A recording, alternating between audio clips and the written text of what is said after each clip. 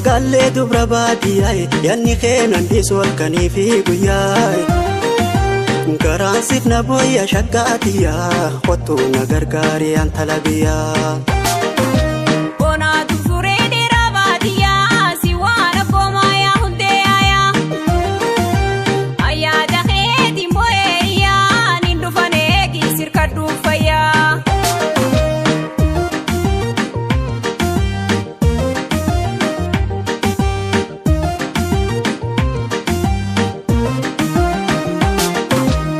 Yaataniin jaalala lubbuutan toodhabu kophaatoo jiraachuu gammachuun qabu yaadadhee maradhee awwaa fayyaan qabu.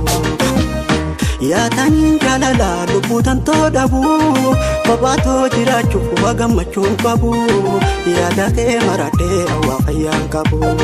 Duwwaa rabbii malee waasi jalaa nafu way waasi jalaa nafu. Si jaaladhe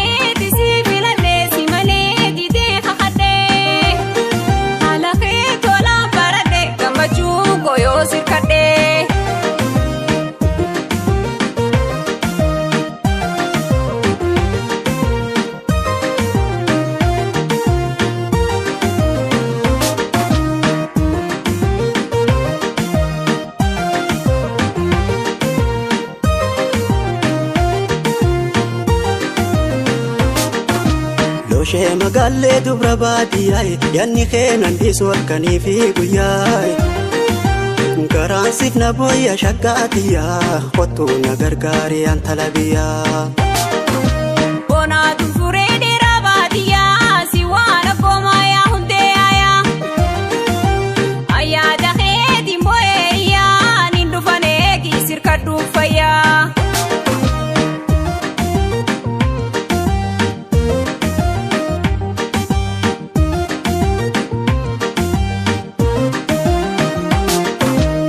Fuulakee daawwitiif duraan qaqqaba lubbuu silaa baatu sumaaniin sossoba qaamaa fi qalbiinis jaalalateen qaba.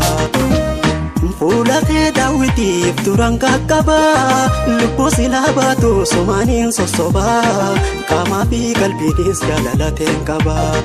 Dawaa onnee xiyyaa koofittiin si qaba way koofittiin si qaba.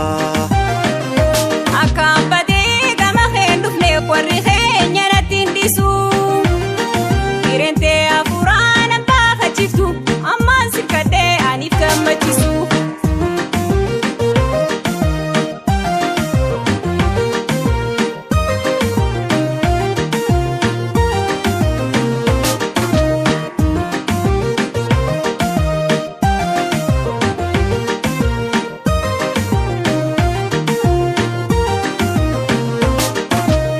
Shee magaalee dubra baadiyyaa yanni keenan dhiisol kanii fi guyyaa garaan siif na booya shakkaatiyaa kottu na gargaari an talabiyaa.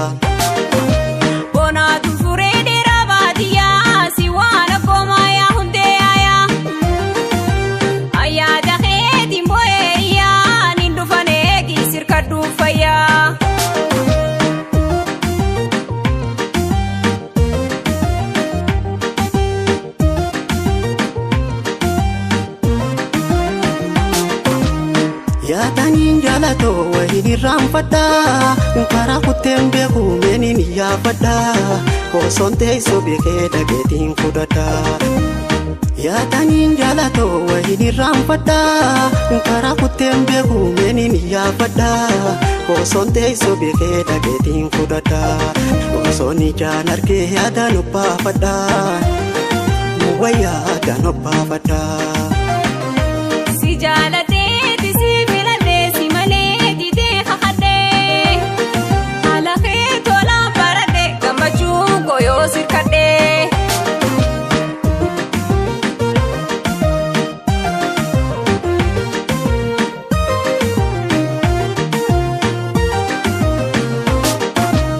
Shee magaalee dubra baadiyyaa yanni keenan dhiisol kanii fi guyyaa garaan siif na booya shakkaatiyaa kottu na gargaari an talabiyaa.